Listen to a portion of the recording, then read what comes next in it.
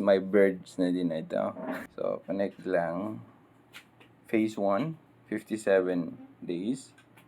Earn maximum birds before phase 1 ends. Okay, phase 1 pa lang kayo start. May 57 days ka pa para mag-earn ng bird, mga lodi. Okay? So, na-check. Connect lang. Ating X. Ayun, check nila. 3 years. Ang chine-check nila ngayon, yung account mo sa X naman. Ayan, 57 days. So, ayan, meron tayong na-accumulate na 10K birds, okay? So, may 57 days pa tayo para mag-accumulate ng birds. 57 days para sa phase 1, mga lodi. So, mag-join na kayo habang maaga pa.